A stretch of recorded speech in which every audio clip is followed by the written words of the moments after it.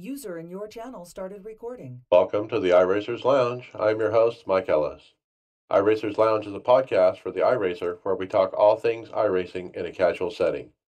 Joining me are the usual characters, Greg Hectus, Hey everybody. Mason Stiver, What's up? Tony Groves, Evening, fellas. and special guest Alex Green. Hello. Hey, welcome everybody. Well, thanks Alex Green for joining us today here on the podcast. Let's get to know you a little bit and go through our questions. Tell us about what brought you to iRacing in the first place and how did you initially hear about it? Yeah, absolutely. First off, thank you guys for having me. I'm really excited to be on this. I grew up in a racing family. My dad was a big NASCAR fan, and ever since I was a kid, I remember NR 2003 and crashing cars on that. And about 4 or 5 years ago, I got into NR 2003 and found out that you could still race on it, that there was still servers open.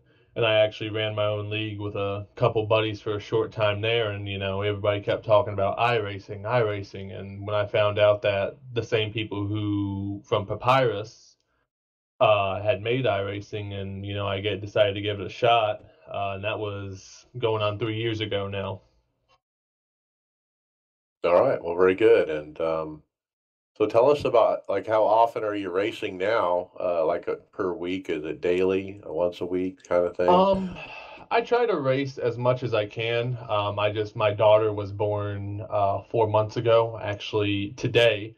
So I don't get to race as much as I do. Typically, I'll be running. I'll usually run Monday, and I try to race on Fridays. And every now and then, if I can get her to sleep in time, or I can get my wife to take her, I'll try to run the occasional C fixed race or something like that. But usually about 2 or 3 times a week, not as much as I used to. Right, right. All right. And so what series are you running? Is it oval, road, dirt? Are you part of a team or any leagues? I'm a roadblock when it comes to road course racing, so I typically try to avoid that. Series I'm more likely to run is the C Fix series for official, and I'm also the co-owner along with two of my best friends, Robert Payne and Cody Ober, of the OP Racing series. So Monday nights I'm always found in our Super Speedway series, which you can check out on Max Speed TV. And I also run our 2001 Throwback series, which features the K&N cars with the original 2001 rule sets. That's the kind of stuff I love, kind of the throwback to the old school. In terms of teams, I'm a member of GOP Racing, or Green Overpain Racing, which is just three best friends from kindergarten. I got them into it, and that's what we love to run. All right, very good. So tell us about this OP Racing. I know you got a big event coming up, the 24 Hours of Charlotte Yes, is sir. something. Yes, sir. The Mission 22, 24 Hours of Charlotte. Um, it's the basic concept is we want to do something that iRacing has, or that to our knowledge has never been done before on iRacing, and that is a 24-hour oval race. Kind of the idea of it was every time, people kept asking me, hey, do you want to run the 24 Le Mans? Do you want to run the 24 at Daytona? And I'm always like, man, I'm terrible at road courses. I'll just wreck your car. But I always really, really wanted to endurance race. So we kind of came up with the idea of, hey, why don't we run a 24-hour oval race? And we've always kind of wanted to do it for charity. We figured something like that would be an awesome way to raise attention. So we started that, and of course, so the idea around everybody's like, that's so dumb. And then it kind of went to, yeah, but it's dumb enough to work. So through some mutual contacts in the league, we became partnered with Mission 22, which is a charity for veterans of the military, the armed forces. Kind of, they help them reintegrate into the public, raise attention to post-traumatic stress disorder, and from get help for that, their kind of conditions there. But their main goal is to reduce veteran suicide. Um, 22 a day is how many veterans commit suicide, and their goal is ultimately to bring that number down to zero. Um, Robert Payne, one of my best friends, he ran in the army, and he kind of came up with the idea, through some of his own experiences, with people he knew and things like that. And we're like, that'd be an awesome one to do it for, and thus the 24 at Charlotte was born. Okay, so initially I was thinking Roval, but you're saying it's oval, right? Yes, sir. Oh, The wow, that Charlotte sounds Oval awesome. and the Monster Energy Cup Gen 6 cars. Right, and then so it'll be team event where you're switching out drivers in the same car. Yes, sir. We originally had set a limit of teams of 4. I believe we're still ironing out the details, which obviously we're 30 days from the race, so I'll have an official rule set out soon. But I believe we're going to teams of 6 as the maximum. Open setup. Basically, it's going to be like your typical NASCAR oval race, what you're used to, lucky dogs, cautions, all that, but 24-hour time limit. All right. It'll be interesting to see how many laps people go down and stuff, and who's on the lead lap and all that. I was thinking that as you were talking about that. So February 16th, the Cup car at Charlotte Oval, one fast repair per driver, cautions on. And so how do people find out more information about OP Racing? Well, OP Racing, typically, I believe, forgive me, I should have the stuff, and I'll see if I can get it to you. But we have our Facebook group, which we're using to coordinate the event, and where drivers can ask questions and things like that. We don't have a website currently. We're working on that still. But basically, you can reach out to me. I'm in iRacing Drivers World, where I know this gets posted. Feel free to reach out to me on Facebook, and I'm happy to answer any questions. Entry fee is $10 per team. However, we do currently have some members of OP Racing offering to buy teams, their charter in, so long as they give the guarantee to run. And any team with a military member on it, they run free, no charge to them. All right, nice. And proceeds obviously go to Mission 22. All proceeds go to Mission 22. The entry fee is a $10 donation to Mission 22. It's not payable to me. Only we're hoping we do have a prize that got put up by some very generous people. 2 iFlags. Seem pretty cool little devices. They basically, you plug them in and they'll flash the light status, things Yellow, like that, green. custom made. Yep, they seem really cool. Custom made, engraved, and teams can decide how to divide that up. We have had some people offer to broadcast. I don't want to put words in their mouth, but I believe KR Stolfus and Roger Muth, 2 people that we work with in our broadcast, have said that they may be willing to donate some time. And we have also had another group I need to get with definitely say that they were willing to broadcast the whole 24 hours as well as run. So the community outreach has been amazing, and I definitely Mission 22 is going to be promoting the events and giving us shout outs. It's basically, the point is to show military veterans they're not alone. And So one good. split you're filling up, right? Yeah, we set a cap at 30 cars. Obviously, if we get to that, we can talk about adding more in. Teams of 6, but I don't think we're going to have enough interest to generate more than one split. You never know. That may be cool. I wouldn't be against it, but Yeah. we'll see what happens. Well, I think everyone coming off the Daytona 24-hour race, we had a lot of fun doing that. This certainly sounds intriguing for an oval racer, to get out there and mix it up, and take turns. And I think our team would have fun doing this.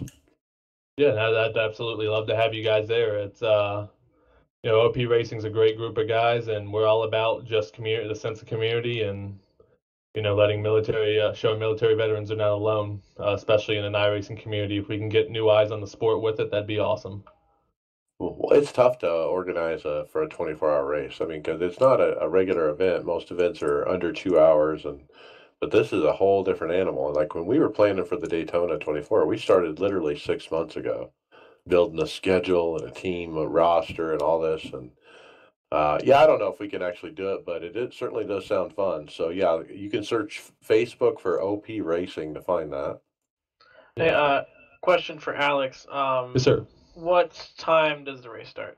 It'll start at February 16th at noon, and then it'll go to February 17th, which is a Saturday and Sunday. It'll end Sunday at noon the next day on the 17th. Eastern? Eastern time, yes, sir. Thank you. Makes you think about what do you do for the setup, because half of it during the day, half at night. What do And you? that's definitely the challenge of it too. My team, thankfully we have Mark Vega, who's an amazing setup maker. I think our plan right now is to try to keep the car as neutral as possible and make it to where tire pressure adjustments, tape, we can get it right for each of the 4 members of our team. I think that's the current strategy. If that works or not, we'll see. Right. And I'm curious, do you know if is it going to add time for a driver change like it does on the road course stuff with teams?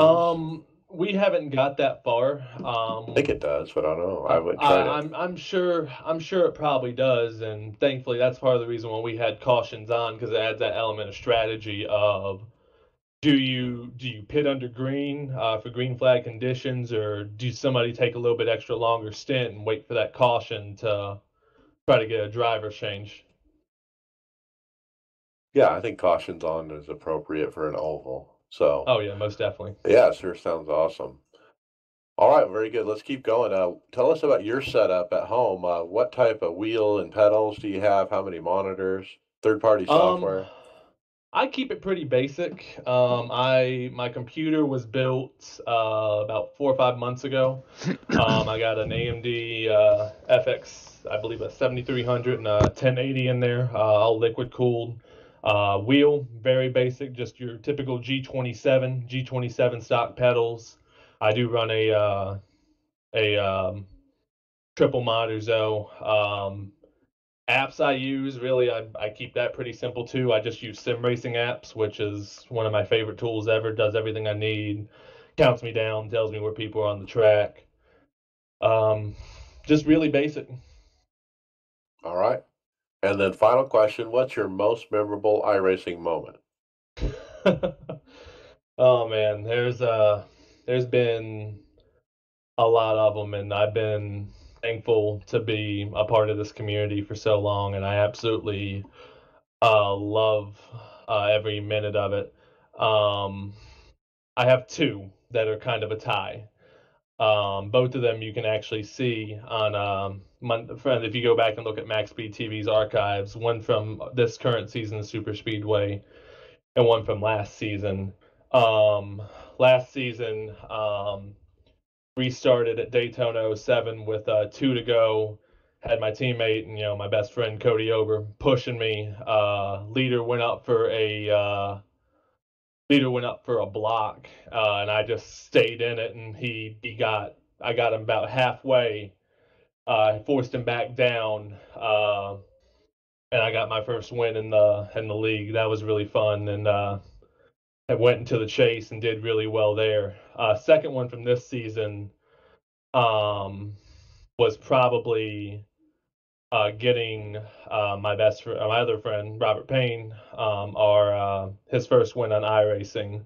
Unfortunately, I couldn't really be fully a part of that. My car had gotten wrecked, but just the excitement from the team as a whole when we pushed him and got him that win. And there's a whole story behind it I can't really get into, but it meant a lot to him and it meant a lot to us, and it was just a really special moment between friends.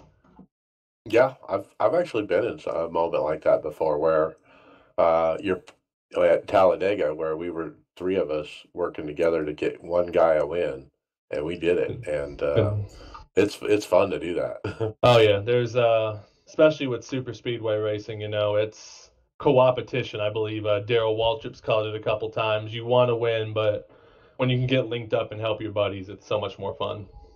Right. All right. Well, welcome to the podcast. It's been fun learning about you and Mission 22 and the 24 hours of Charlotte Oval race. That sounds pretty cool. Yeah, absolutely. And thank you guys again for having me on. I know we've had some scheduling errors, but been glad to finally get on board. All right. Well, cool. We're going to get into the topics, but first, let's talk about the OBRL, Old Bastards Racing League. We do sponsor their Monday night event, and they had a full field of 43 drivers at Chicagoland. Eddie Jones captured the pole by a tenth over David Wright. Josh Mayhew gained 33 positions, winning the Hard Charger Award and finishing third. Greg Hectus walked the field by over 2.6 seconds and leading 42 laps to win the race. Gail Brooks finished second, and 29 drivers finished this exciting race on the lead lap. So let's stop there before I continue. Greg, you got it done, and I was watching you on the stream, and nobody had nothing for you. Yeah, you got the track wrong there, but it was at Michigan. But Yeah, that's right. yeah, it was a good race. It was, I think, the only reason that it ended the way it did is just because someone didn't take tires on the second last pit stop or last pit stop, and their tires do mean a lot, especially the amount that guy had, and he Dropped kind of like a rock. yeah, and he kind of held them back. And as soon as I got away from the draft, then I was fine. It's whenever they had the draft, they could catch you no matter what. So it was a good race. I think we all did pretty good. I think the only one that was Chris that had some issues in that race. But yeah, so now got my second win of the season, and I'm now the points lead with two races to go before the playoffs. So got to stay in the top 5 here. I got a 26-point lead. All right, and then teammate Justin Laird started 26th, finishing 11th. Podcast professional Tony Groves had a great race, starting 31st and finishing on lead lap in 20th with 0 incident points. How'd that happen? I didn't get wrecked, and I didn't wreck nobody. That's how that happened. Nice. At Michigan. At Michigan, yeah. I kind of got to say a little different than what Greg. Yeah, it was a good race. It was an okay race. There was more cautions than I think there really needed to be. And I'm not. Yeah, it seems to been happening a lot lately. The guys just seem to be a little over aggressive in my eyes. Daytona was surprisingly clean, but I'm not sure what's going on there. I know, like a bunch of us have paid into the pot, so there's some money on the line. Maybe that's what's doing it. There's a bunch of new guys. Maybe they're just not used to how the old bastards normally race, but I know they are doing their best to try and get things cleaned up and get everybody just racing hard and side by side. Now, that 20th that I did get, man, I fought for that. I fought hard, and I was fighting hard for 19th. I just couldn't get 20th. Is all the talent I had for Monday. It is competitive. I ran with them Wednesday, and yeah, they had live admins going Wednesday to pull people out if something was going awry, but it was a much cleaner event. Well, and I think they're learning from this year with the extra amount of people they have applying for it that they probably are going to need those live admins because, they got 4 races a week and they got to hand out the penalties and make sure everything's right. And then there's somebody that does the replays. Like there's a whole bunch of stuff that's moving parts for them. And I think they were getting a little frustrated, and you could hear the frustration from the Monday night's race because Michigan shouldn't be a track that the cars weren't loose. They would get tight. So you don't really have to worry about it. It's just throttle management. And if you're getting up on somebody, just, drag the brake like you would at Daytona. You only had to brake a little bit to go around Michigan. So you're almost driving like Daytona, but guys just couldn't stay off each other. I think there was a big wreck. I want to say at like lap 50 or so that took out a good chunk of the field. Michigan is a track that you absolutely have to know how to run in traffic above all else. And you're right, there absolutely is that super speedway element. Coming from somebody who runs a league and currently deals with, there being too many cautions, have they considered setting up like a feeder series or maybe something like that people have to race into? Because that's what helped us a lot. Yeah. It's a good. They got enough traffic to almost have multiple splits. Yeah, they probably could now. We set our main field at 30 cars on Monday nights, and then we do feeder series on Wednesday and Saturday. And we usually get about 20 to 25 cars, and those are people just trying to get up to the Monday series. Right. So I'm wondering. A lot is being able to evaluate talent. Now the other question is do you notice with having a race where they're trying to get up to the main one, is that race a little bit more aggressive than the main race? Yeah, I'd say so, and we don't currently have a rule. We've talked about it, where the Monday drivers can't run with them, or have a limited amount of starts. So, we do currently have a little bit of a problem, I think, where the Monday guys are like, well, I'm not racing for points in this series, so just go out and send it. And that sometimes doesn't mix well with the other group. But you kind of get a sense really quick of, okay, I'd be comfortable with this guy pushing me around Daytona 07 versus I don't want this guy anywhere near me. And that's what the main thing we look for. And then the rest we kind of go from there in terms of talent and driver evaluation. I don't want anyone pushing me around Daytona 07. All right, and then podcast star Chris J.R. Scales had a tough race getting turned on the backstretch on lap 14 by driver 71. Next week, New Smyrna Speedway for 120 laps. They are going to have 2 live admins reviewing that race and handing out penalties for any racing incidents. The OBRL prides itself on clean racing with no cautions.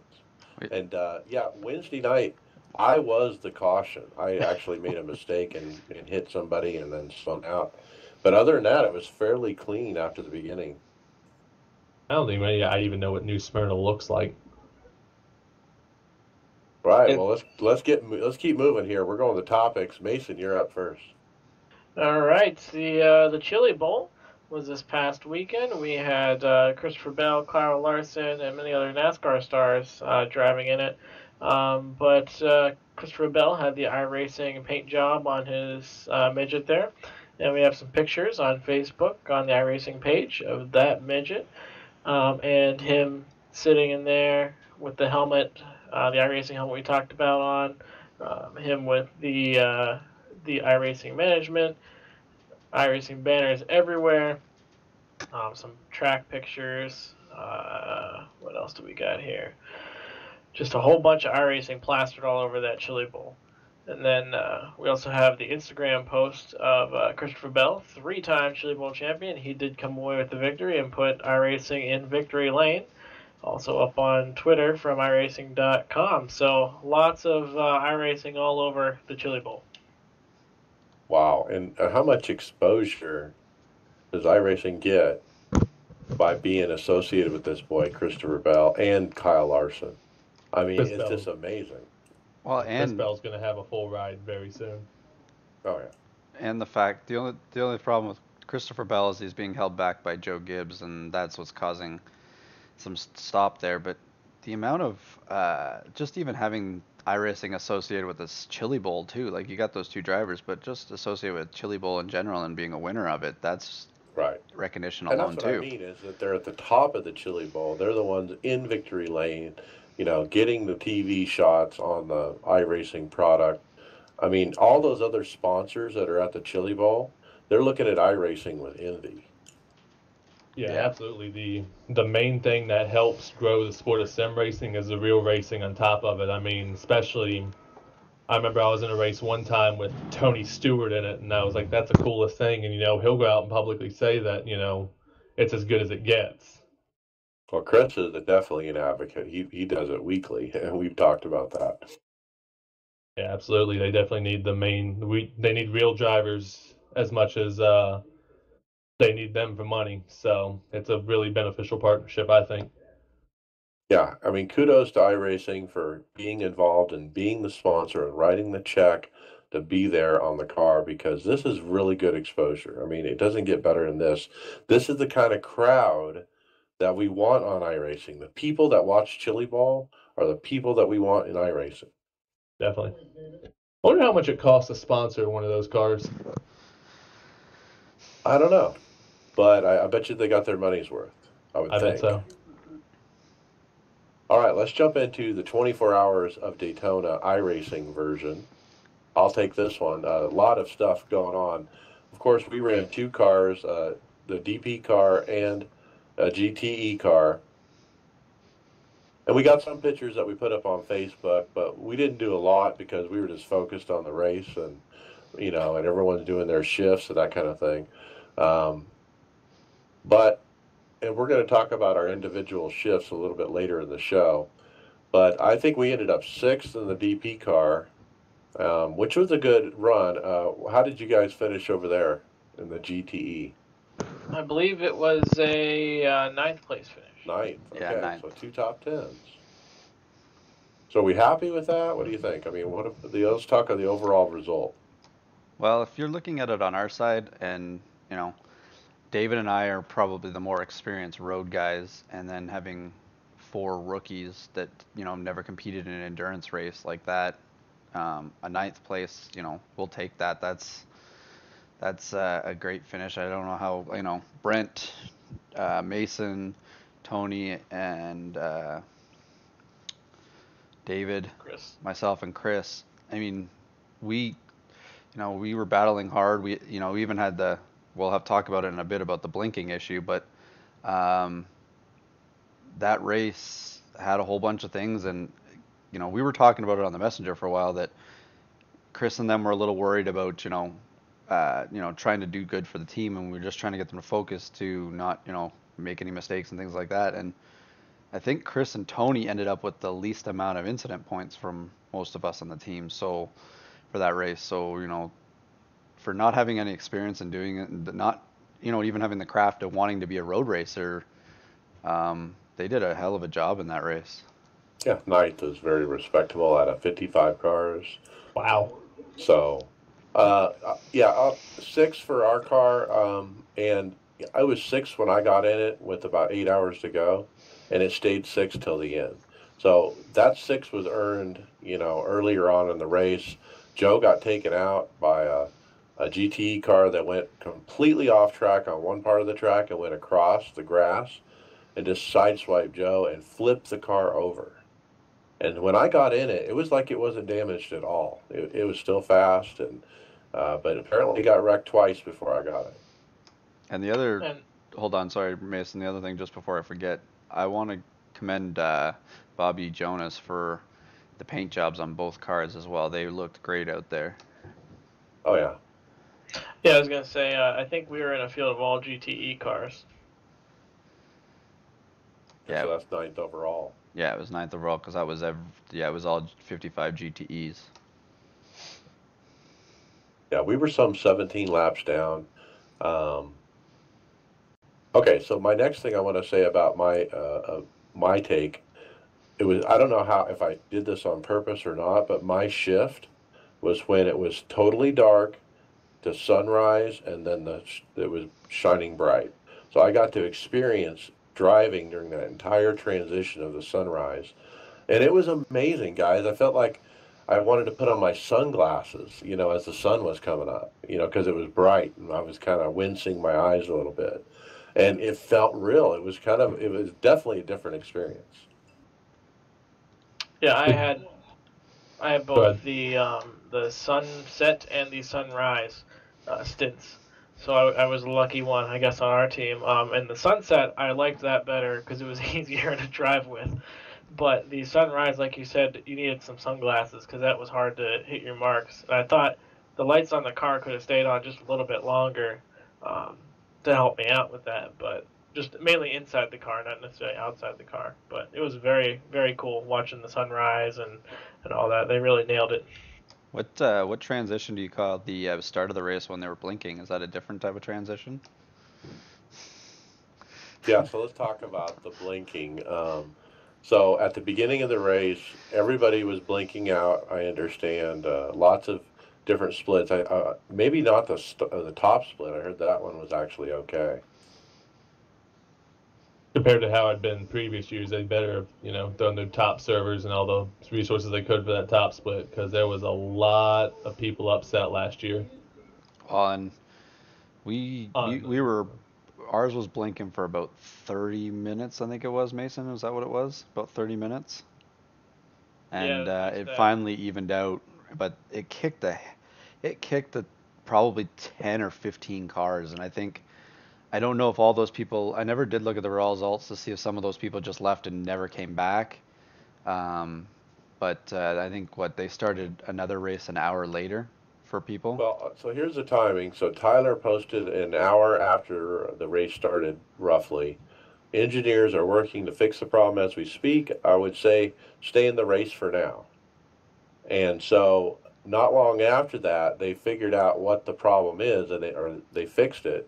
It was a firewall setting, and because there was so much traffic, unusually high traffic, their firewall was actually blocking drivers thinking it was a DNS attack. Huh.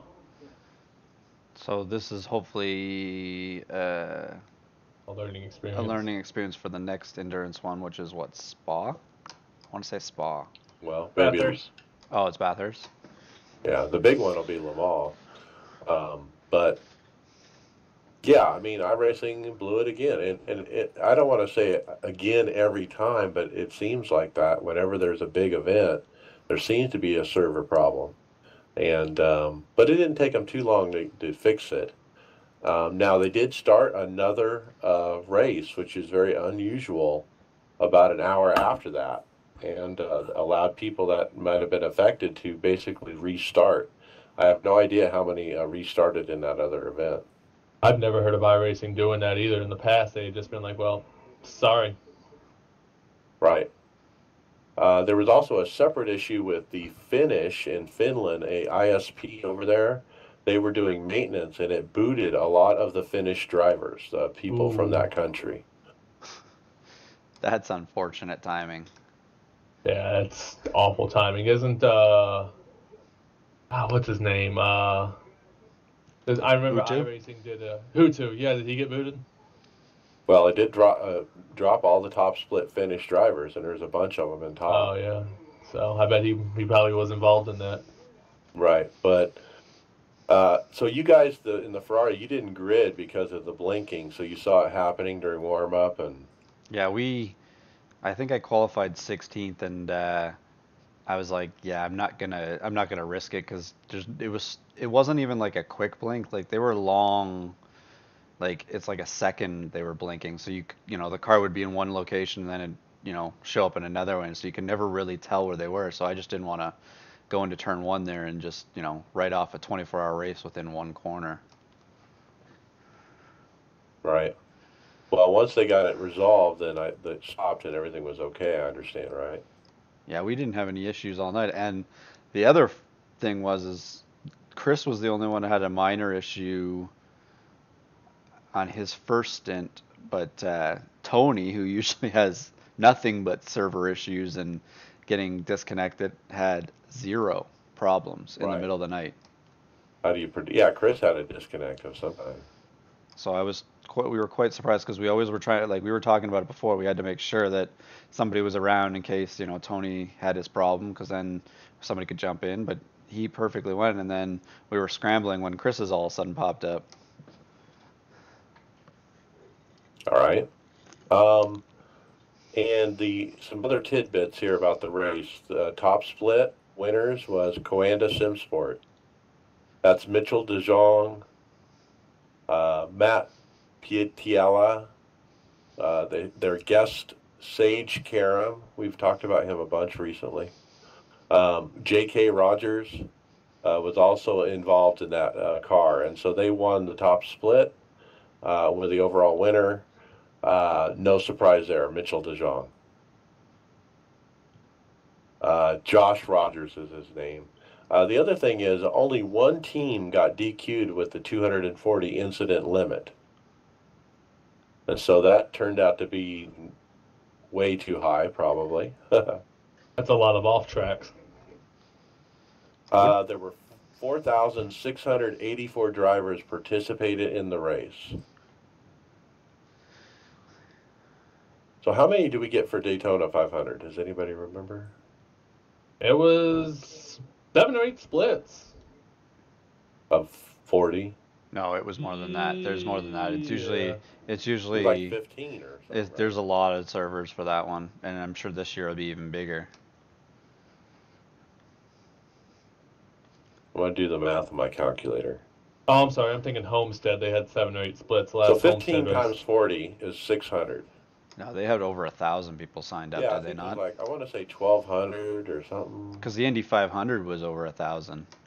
Right. And so what number did I just say for this race? 4,684. Okay, but divided by the average, it's technically 1,000 teams then, right? Cars, right? So it's 1,000 entries. Right. But it's still impressive. Could you say this is the most popular race on iRacing? It'll be that and Le Mans, I would think, are the two popular ones. We'll have to look at what Le Mans numbers are. I have no idea, but we'll look at that this year. And We try to should save remember, We should save that data and compare it to all these special events and see what it does. I'm This sure is a somebody potentially will do dumb it. question, but is the road side of things bigger than the oval side of things with iRacing? I think overall, yes. You count world numbers and whatnot. Yeah, it's true. I think there's more participation in total in the oval, but in the road there is more. I don't know how to articulate this properly, but I would feel that there's more races going on with more people in it in the oval side during a span of a period over the amount. Probably road is more specific dates that people will show up for. Yeah, Yeah. you're probably right. I mean, this is a once-a-year event, and I would say, based on that number, 4,684, you could probably say this is the most popular event on iRacing. And the reason it's probably got that many is the day-night transition was probably their biggest draw. Ah, yeah, I huge agree. draw. All right, so Day-night something else. transition's the coolest things iRacing's ever done. Oh yeah, I loved it in the car when I was actually running the car like Mason, and it was just coming up, and it was so gradual, that you didn't realize it at first. Then all of a sudden, oh wow, it's getting lighter. All right, Come so experience again at Charlotte. yeah. So one of the GTE teams didn't field a driver higher than a low 3,000 I rating, yet somehow they made split number one. That's a pretty much abuse of the iRating system to get a 6,000 plus driver to register the team and then never race for whatever reason. So somebody documented that a team did that. I mean, Do you think iRacing's going to do anything about it? No, it's not illegal. True. that's how it's designed. It's unethical, but Hey, play by the rules you're set with. yeah. I mean, it could be innocent. Maybe the guy is part of the team. He did register, and then maybe his power supply died, and he didn't get to run any laps. Can we, I'm not gonna. We were no better. I mean, I think both our sides did the same type of thing, but we at least We're going raced the in other it. way. We just raced in it, right? We purposely, I think, yeah, I want to say we purposely had the lowest guy enter the room first. Yeah, that's what they. Yeah, so we're basically the opposite of it, but trying to keep us in a lower split. Right, we don't want to race the aliens. We want to race people we can race with. So just so I understand, it does the split based on the first person to enter the room, not the average of the team. That's Does right. It does it at the average of the team if they're all registered as the. From what we were figuring out, if say all 6 of us registered and then the rate room started, it would have taken our average and done it. But if you just put one person in and then everybody afterwards, it's once the room's loaded up and ready to go, we all joined after that. That's when it takes that first person's I rating. So it'll average if you go in before the warm up.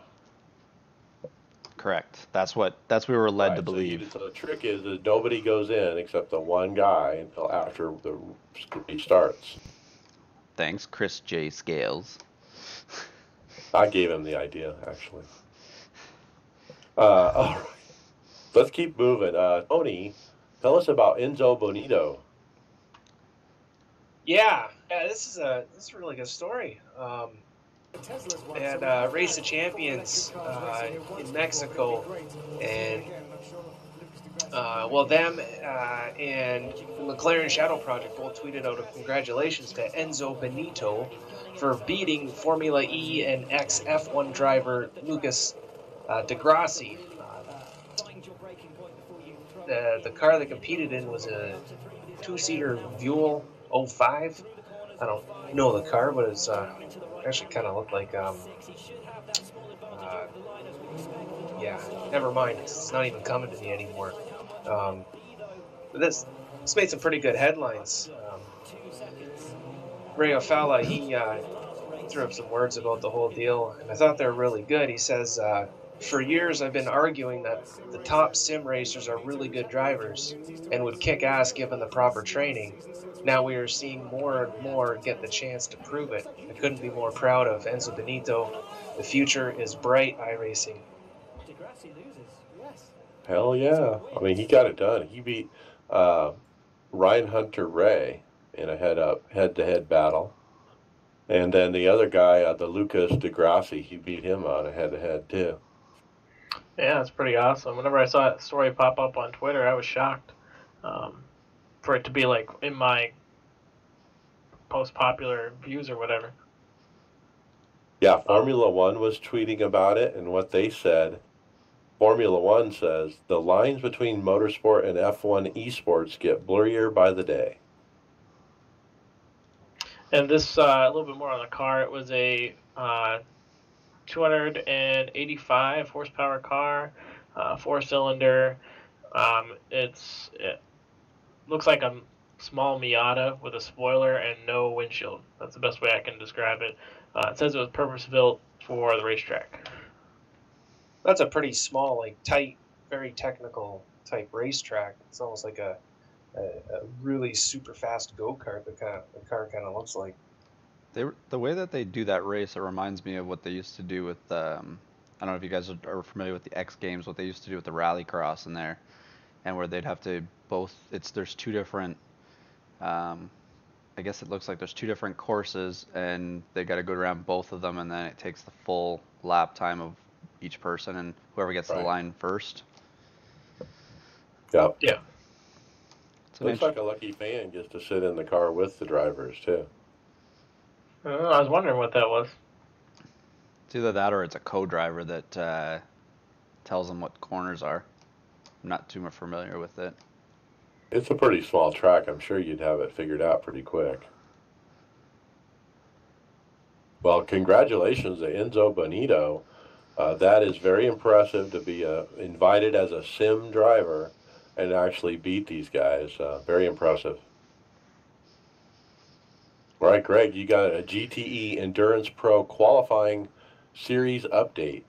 So I'm glad that you guys gave me this one because David and I were because we are part of this qualifier, and we do this every other Sunday when it comes up. But we were talking about doing it on the Sunday of the Daytona 24 hours, but I was like, no, I'm not going to have another race after we do the 24-hour race. So there was a post from Tyler Hudson said that due to recent activities surrounding the GT Endurance Pro qualifying series, we discussed internally and all agreed to add one drop week to the series.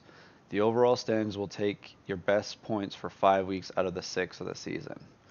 So, you know, it's a good thing that they're doing that because obviously a lot of people missed this week.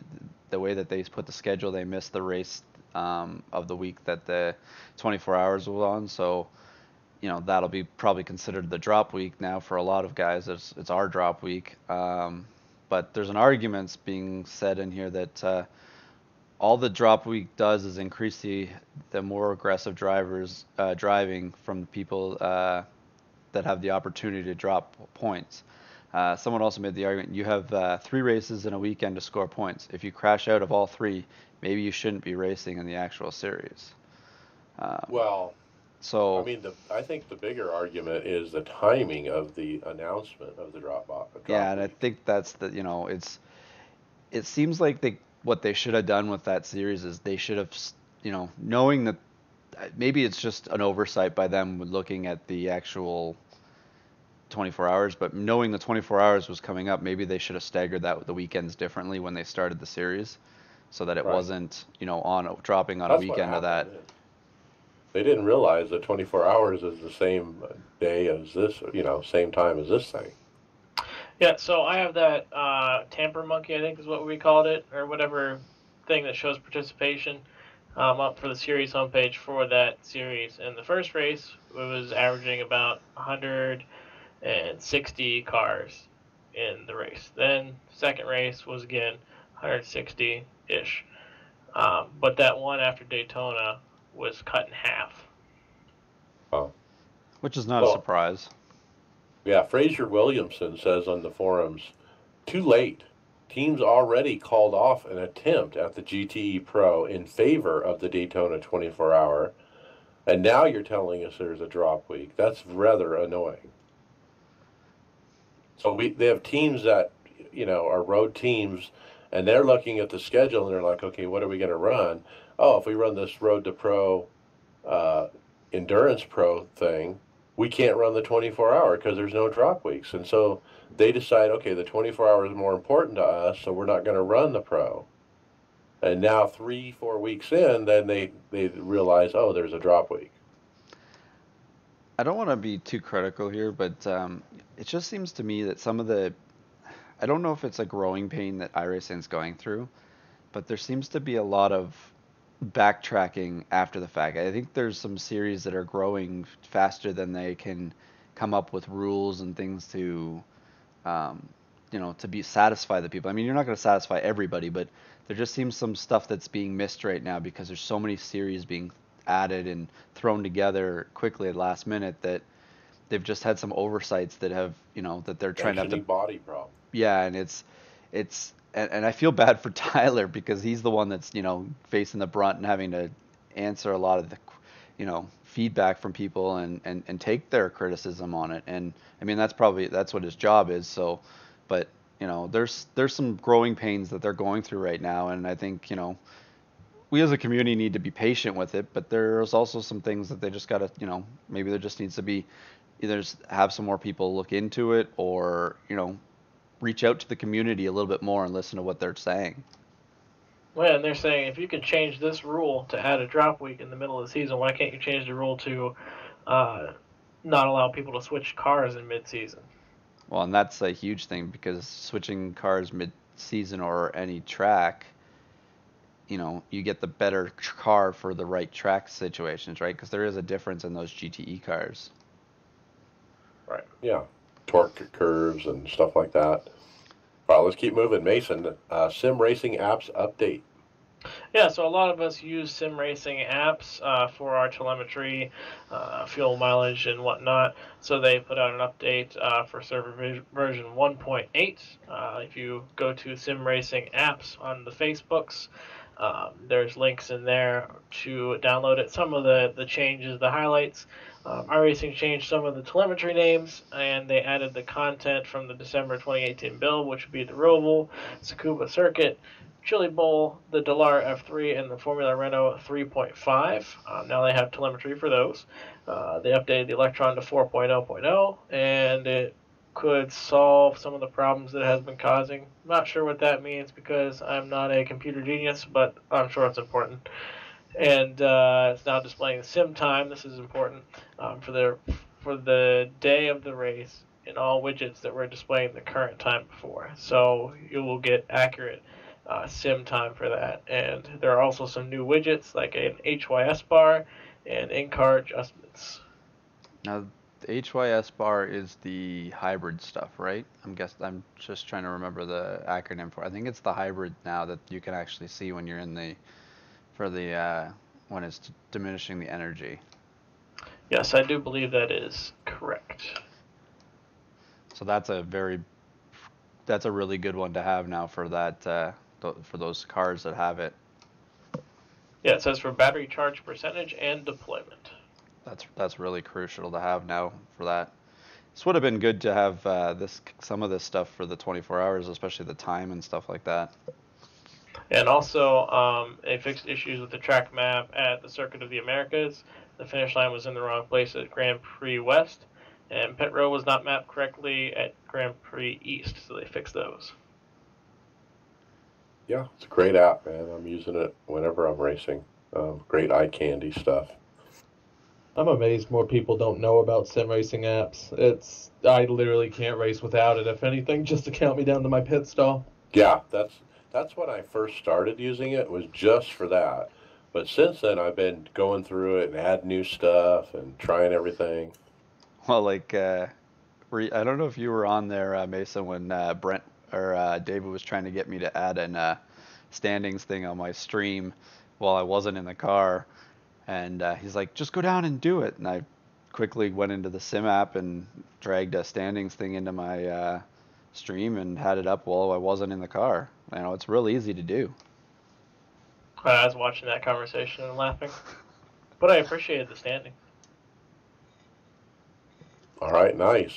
Tony, electric cars and iRacing? Yeah, there was a small discussion, 5 pages worth, about just that, electric cars and iRacing.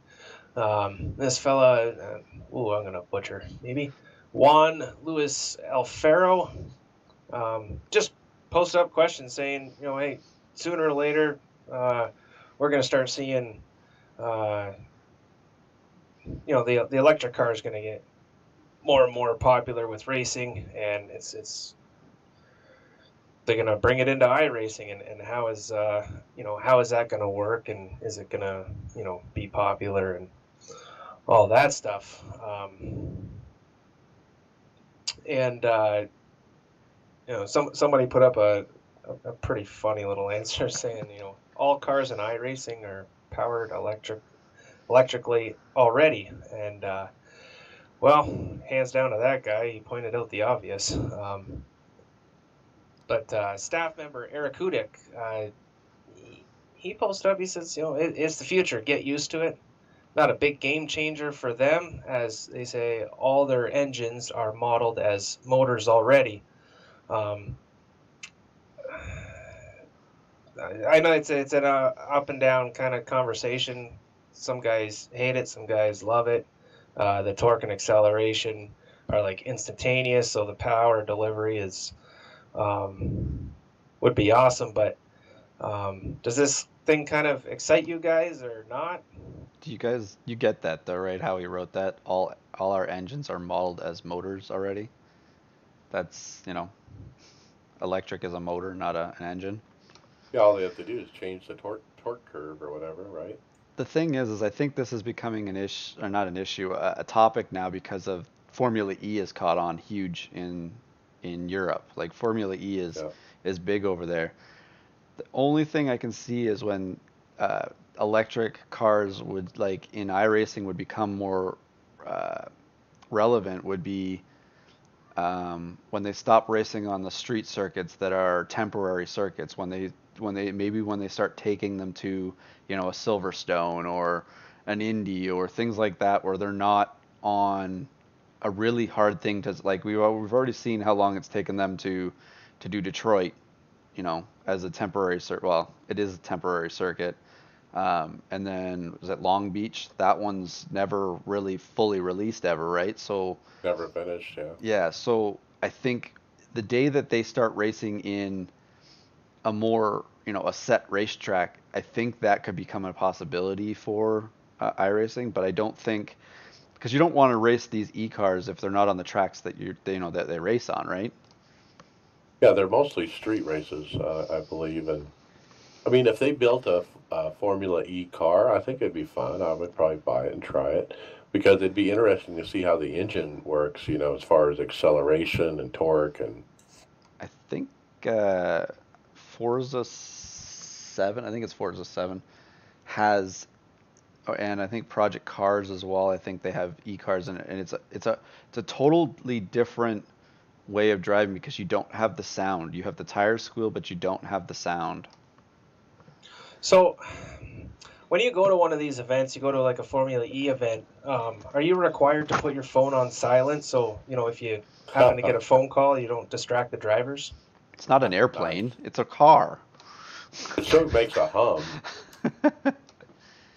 It's more of like that whine, like when you it's actually like what are those cars, those electric cars that go around the track, the sound that they kind of make, um, that you played with as a kid.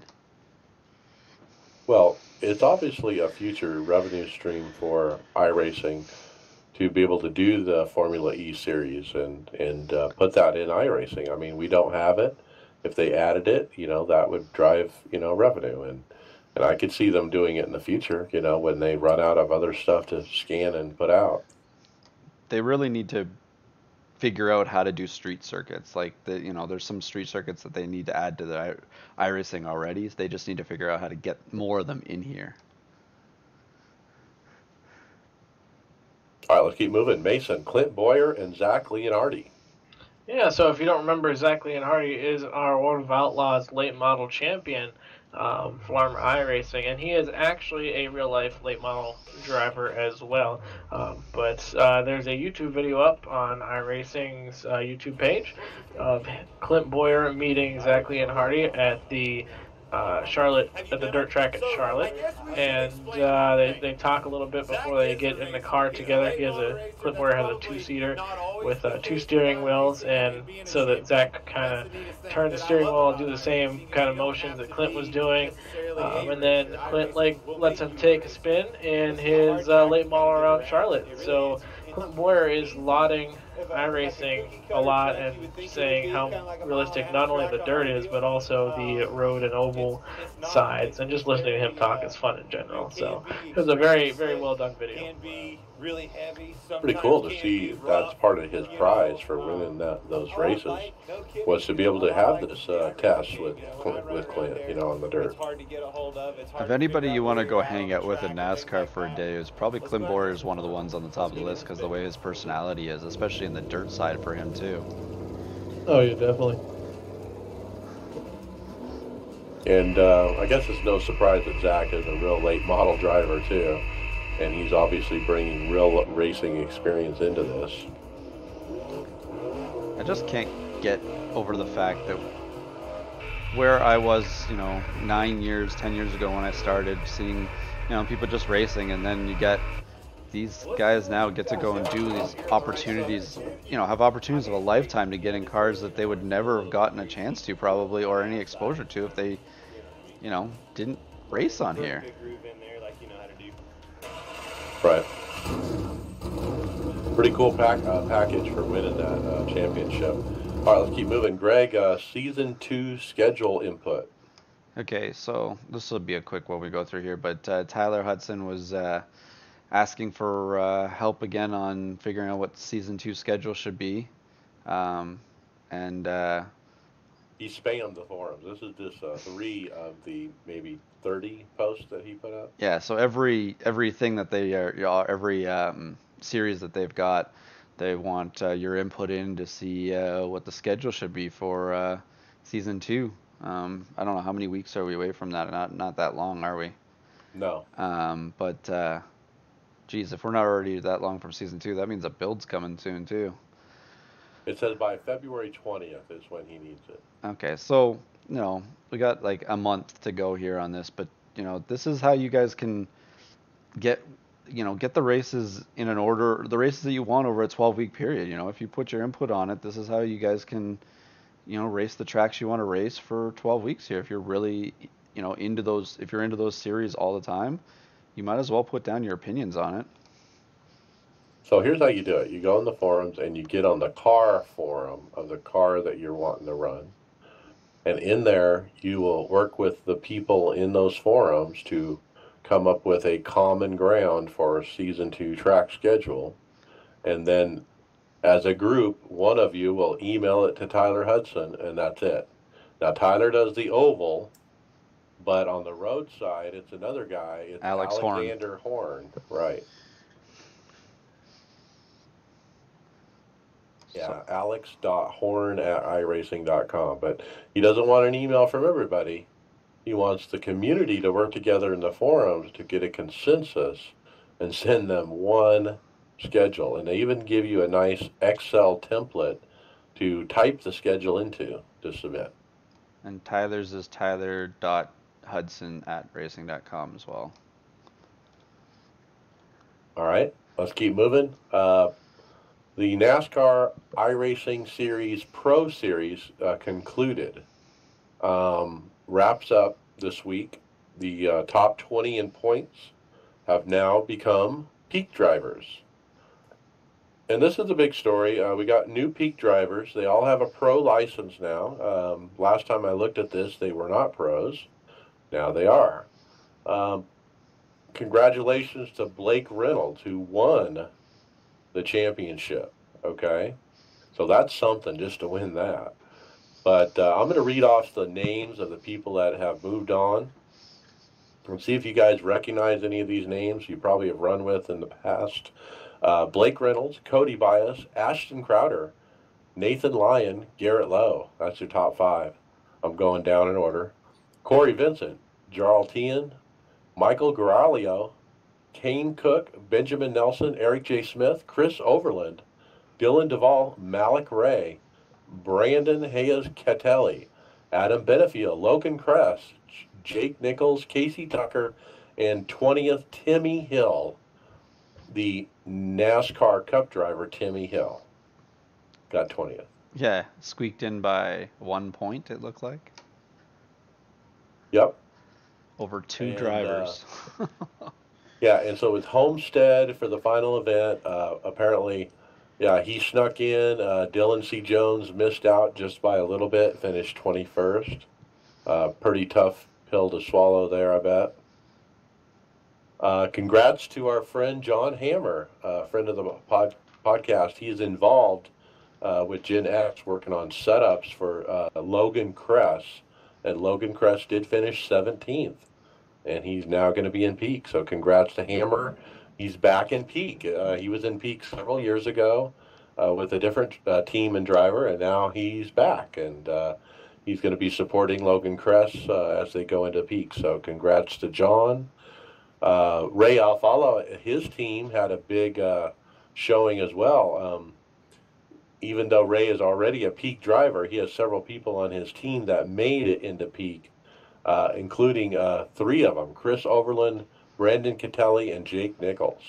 So Chris Overland used to be in it all the time, so he must have had to, this time he had to qualify to get back into it.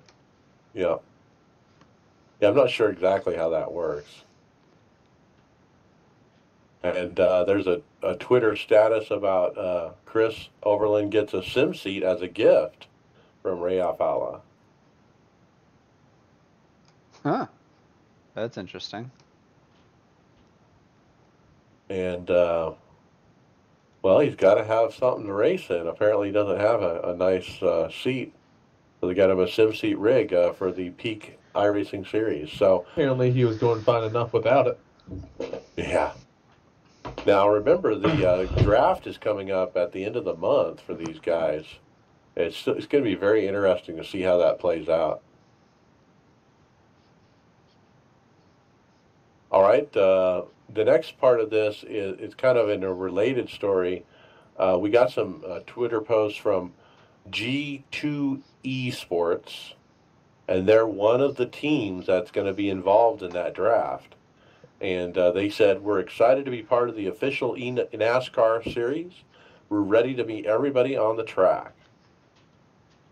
And so I went over there and gave them a follow on Twitter, and they say they're the world premier esports club, and they do have a Discord, and they have a website, g2esports.com. Huh. But pretty cool how these traditional race teams are getting involved, but also these eSIM teams that are involved in stuff, apparently over in Europe, that I'm not really aware of. I can't say I'm really familiar with any of it. The funny Right. thing is the esports stuff is really gaining momentum now, and it's something if it's got to be something crazy now that if something that's an esports league or thing has noticed iRacing because of they're saying in here because they've seen they see the money being put up and things like that just have brought from established organizations, which is really good to see. Like it's the exposure is starting to get out there. All right, let's keep moving. I got this one. Offline session launcher. So a driver named Philippe, I'm just going to use his first name, created a executable software download thing that you can install and run that would give you an offline session with fixed weather, which is really important to have fixed weather when you're doing testing and setup changes and that kind of thing. And so, he posted it up in the forums, he's sharing it with everybody. A lot of people are excited about it because right now there's no way to test with fixed weather. And so you don't know when you're, making setup changes. Oh, was that the spring I changed or was it the cloud that came over, And so it's made that more difficult. And so this tool would give them back the option of that fixed weather that they currently don't have in iRacing. And not long after it was posted up about it, Tony Gardner did go onto the post and basically said in the most polite way that you could say, please cease and desist, is the way I'm going to paraphrase it. He said it much nicer than that, but and he basically said this isn't allowed kind of thing. Now, what's happened since then is that post has been removed. It completely deleted. I don't know if it went off the rails after he said that. Um, and so then another post got started by somebody saying, "Oh, why did that post get deleted?" Blah blah blah. You know. And so we did get a reply from Tony Gardner again about this. I'm going to read part of this, his response here. Because I think it gives us some insight into how third-party apps are allowed or not allowed, and how that interaction with iRacing can be good or bad. Okay, so I'm going to read this. It says, "I know Philippe is just trying to help the community, which is great, but it was very nice of him to do this. We apologize that when we rolled out the time of day feature in the last build, that you lost the ability to have set weather in testing. We know some people want it. We are adding the functionality back to have set weather in testing and hosted. It is in the works. However, no one should be accessing our internal protocols in iRacing without permission. I also would be pretty careful about sending your login information to a third party." He went on to say, "I just wish he asked first. I don't think that the approval process is worth it now at this point, since we're planning on putting it back out the same functionality." And so they had a problem because he didn't ask for permission in this scenario to do this. And so they pulled his forum post and whatnot. But what do you guys think about this with third party apps? Yay, nay? I mean, ultimately, in the end, it's iRacing's duty to protect their source code. I understand why they were getting a little defensive about that. It's one thing to have something like sim racing apps, which has its own API to plug into it, but it's another thing to have something that's basically one step short of cracking. And then they have people who just access the software for free, and then that's dangerous when AI come, because basically it's going to increase that. It's going to increase people not wanting to get membership because they can just play a single player AI experience. It's just a slippery slope to go down. Yeah, I mean, they have a nice API. A lot of third party apps do a lot of great things that the sim doesn't do. And so I wouldn't want that to go away. And so we got to be careful about that. And and I'll kind of paraphrase, but part of what he was saying was, those third-party apps in lots of cases they come to iRacing and ask for permission. And in some cases, when they do, iRacing shuts it down, and nobody even knows about those. And so it just really depends on what it's for and that kind of thing. In this particular scenario, they're planning on bringing it out here shortly, and so they're not going to allow this guy to basically do what he was planning. I'd be very curious, just from a nerd standpoint, to see how it was going to interact with the login servers. Because, I mean, it's not. I guess if it's sent. I'm curious to see how it would have handled sending the credentials over and then verifying it.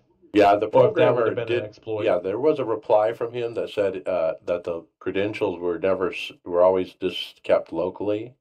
Oh, that's probably the big thing I had an issue with. But regardless, he didn't ask permission, so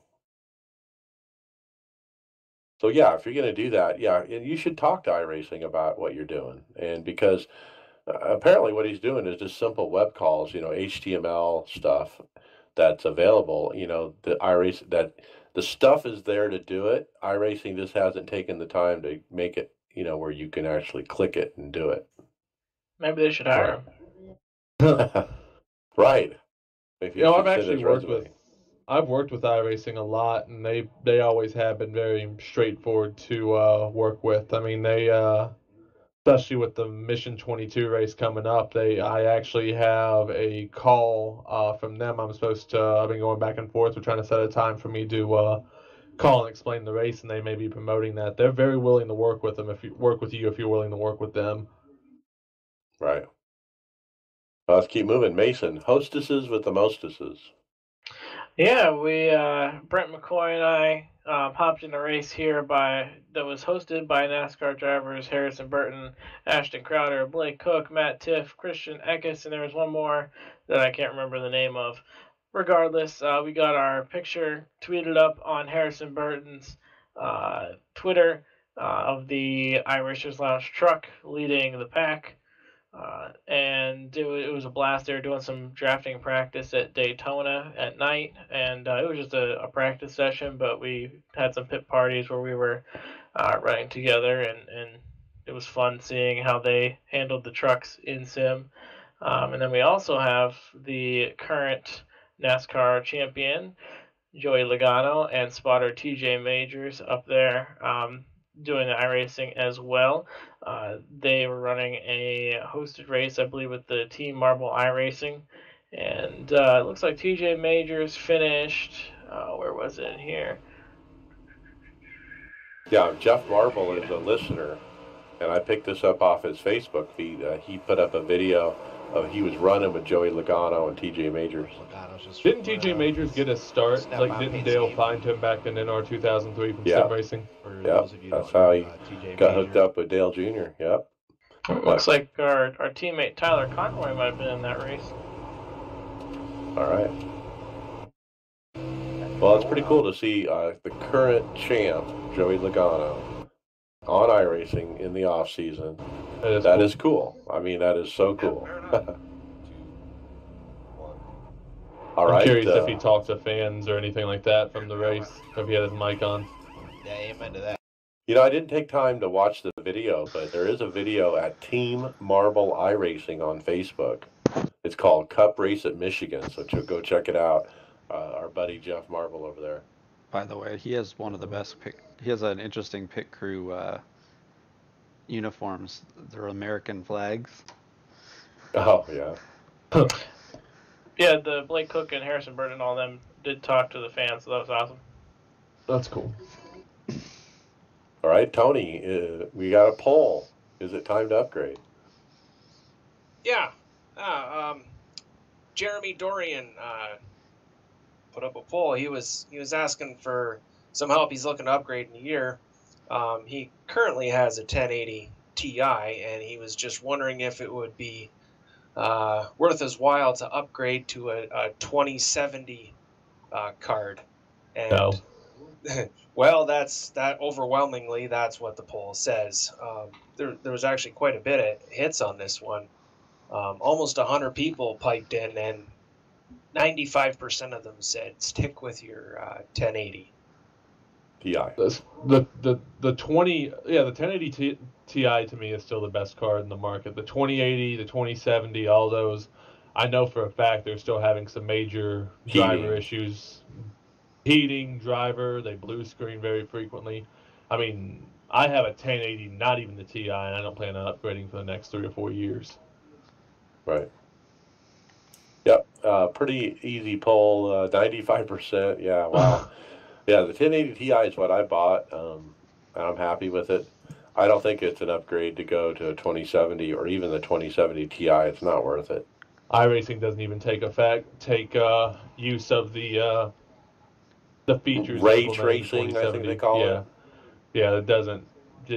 If the stuff you use isn't supported by if your card isn't supported by the stuff that they're using, not a point. I worded Yeah. that awfully, but Well, maybe in the future, once they got the bugs worked out of the card for the overheating issues, and then, once more programs kind of jump on the new way of doing things with the ray tracing, the 20 series may be a little bit, maybe a better choice, but we're obviously not there right now. All right. All right. Yeah, next up, the title of this one is just absolutely awesome. Mason, nice job. Hello, darkness, my old friend. So it seems that there was some practice sessions put up for the F3 at Interlagos, and it was pitch black. That would make it extremely hard to run. Some guys were still sticking it out and trying it out. No headlights there. Well, yeah, no headlights, no track lights, obviously. But it seems like it's the end of the practice sessions that were in complete darkness.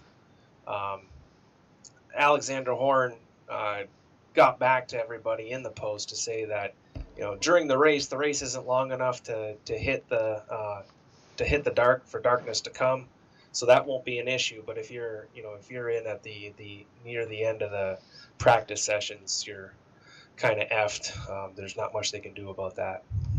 get some flashlights and duct tape, you'll be fine. That's what I was just gonna say. So do you think they fixed this problem, or they just add in a point where you can go into the pits and grab a flashlight? I don't think they're going to do anything because they want the practice and the race to start at the same time of day. The practice runs way longer than the race. They're not going to do anything on this. No, it's just unfortunate how it happens at certain tracks. Well, hey, on the flip side, I mean, see how you can do running in pitch black. It could be interesting for a lap or two. Do you think you can get a lap done? Is that the new? So when it goes into the darkness, that's the new bird box challenge. There it is. There it is. We had a race in the Super Speedway series about 2 weeks ago where I messed up, and it was at Talladega, and I put it on 2X and thought, it'll be dust, but we should be able to do it. We get to like lap 70, and then we're running in pitch black on a Super Speedway. It was the most terrifying thing I've ever done in my life. But fun, right? Yeah, it was fun until we had to postpone it because nobody could see. Like, some of us could still see, and there's actually the way the day-night cycle works is there's a certain point on the track where it'll refresh how it should be. And Talladega, it's between 3 and 4, so it went from us being able to see, a little bit just fine, not that bad, to pitch black going through the dogleg. So yeah, we had to stop that one. Sounds like a good one for the Team Tifosi and the iRacers Lounge to do an experiment like that. Yeah, when the day-night thing first came out, I was running Talladega at night, and it was fun. But we had the Cadillacs, we had headlights. Those Cadillacs are fun to draft in. Yeah, it was a big old draft pack at night. It's a blast. All right, let's keep moving. Greg, I want to title this one Pitchforks and Torches. Now, Mike, I'll get you to help me with this one just because I was trying to figure out what they're talking about in the league part here. But first, there's a poll up for the browser or the beta UI. And I clicked on it knowing what the results were already going to be, and it's an overwhelming percentage, 93% want browser and no beta UI. So, so that was a poll put up by Adam Blocker, and so then it went down to, I guess, the problems that people are having with the beta UI, and is it league racing here, Mike? Is that what they're talking about? That's just Yes. one of many. I just pulled this one out as an example, but I'm not kidding when I say there's many. Okay, there's a lot of different posts in the forums that have issues specifically related to beta UI. This is just one of them. I don't want to keep beating a dead horse here, guys, but the reason we keep talking about this every week is because people are talking about it in the forums. And if they're going to talk about it, we're going to talk about it. I was gonna say, Mike, we're gonna have to, create a bumper for this topic. It's almost a weekly thing now. Yeah, it is almost. But this one was, if you created a league event for your league, it was actually showing up over in hosted, and it was certainly jacked up. And in fact, OBRL was having problems getting their events to show correctly, and it depended on how you joined. If you were allowed to join, they were getting this thing where league members weren't allowed to join or something. I still to this day have that. Yeah. Yeah, I have to tell people to join through the beta UI to this day. Yep. Yeah, there's some kind of issue with that. And it's all because of the beta UI. And so, because that's where they created the session, and it kind of drives from there, apparently. I had one Monday where I set it up as for my locked league, and it allowed OP is set into 3 leagues. It allowed members from all 3 leagues to join a race, even though it was set for one in specific. Yeah. Yeah. And it also threw it in open hosted, so that was fantastic. So everybody saw it. Yeah, that's exactly what I read from other people that have had the same experience. Because I know that I know with OBRL, they're having problems because guys were asking if some of the tracks, that have day-night transitions, that they were going to run it, and they couldn't figure out the easier way to do it without using the UI, which you can't. So that's why they're not running any transitions this season, because of the beta UI. Unfortunately, all of our Daytona races, all of our new Daytona races are day-night transitions, and we like to do all the other ones set up like that because the fluctuation in temperature affects how much tape you run and how hard you can push. So it adds a new challenge every week. All right, and also somebody we follow on the forums for stories is Nick Neben.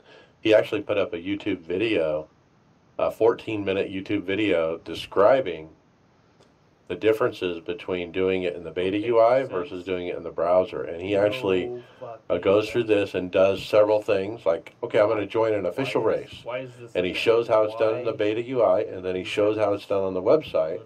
And he talks about how efficient it is one way and inefficient it is the other, and the time differences. And he literally shows shows you in the video what the issue is.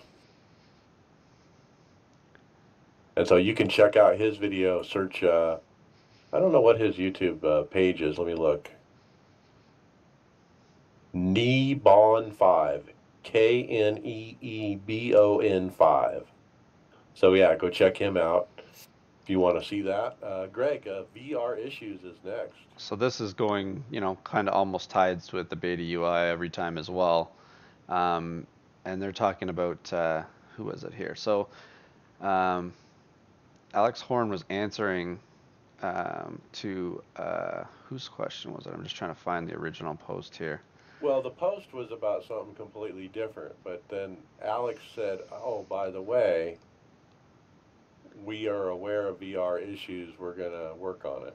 Yeah, so they're saying they got a whole bunch of improvements coming for VR, but I think that they were originally talking about was VR static menu, which means they want to be able to use the menu without VR instead of being in VR the whole time on the beta UI, where they have a point, from what I could read, is that they want, when they enter the sim, they can hit a button where it says turn to VR, and so your headset is ready then from that point on, and you don't have to wear it to be in the whole UI. So it sounds like they're working on something so that it doesn't have to work that way, because I have seen it from some of the other YouTube people that I follow and Twitch followers that, from other games, they can access all the menus without the VR. So that's what they're talking about here, is trying to get it onto the point where some of those games are as well. All right. So they're working on it. Soon. All right, next, Fanatec is hiring. They have a job posting for electronic engineer. And they're hiring multiple positions and giving away a Podium DD1 wheel. If you recommend the person, they end up hiring. So if you know somebody who wants a job in Landshut, Germany, maybe you can win a wheel. I'm going to recommend you, Mike. You going to move? No. Aw. Sounds fun, though. All right, That'll be a Mason. 9. I wonder if you get the direct drive wheel before the other people get it. 9. All right, Mason, Ty Majeski. Yeah, so I found this one on, I believe it was Dave Moody's Twitter. He was replying to a iRacing user's picture of the top-ranked iRacer in the world. It is currently Tyler Majeski, followed by Ty Majeski. So Ty Majeski created a second account just so he could be second to himself. So I've heard of other racers doing that too, especially there's one guy in the IndyCar series who has 3 accounts and they're all like in the top 3. And Ty Majeski replied to Dave Moody saying, "I figured people may have thought just one account at the top was a fluke." Yeah, I pulled them up in iRacing. Both those drivers you mentioned, Tyler Majeski and Ty Majeski. One of them was started 7 years ago, and he has an I rating of 10,664. Wow. And then the other one was started 5 years ago, and has an I rating of 10,706. Wonder how he decides which one to get on. Is that all? Are they both oval? That's oval I rating, yes. Now, he only runs late model, and that's how he really pulls that off. I feel like if he ever got last place in a race, he'd drop like 3,000 I rating. Or if he got in the A car and ran NIS, yeah, where would he be then? Yeah, I would love to see an NIS race with him. Right. I want to see what his I rating would be in an NIS situation instead of the late model. That's got to be one of the highest I ratings in iRacing now. It is. It's the top 2, actually.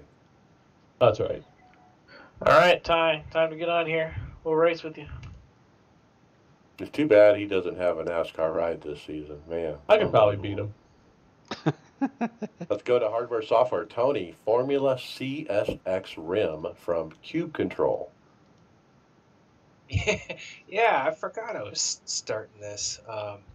I've got no idea what the hell they're Your doing name's here. in red. I know, I can't read. Jeez. I'll help you out. Somebody, yeah, thanks, Mason. Bail me out here, man. I'm drowning.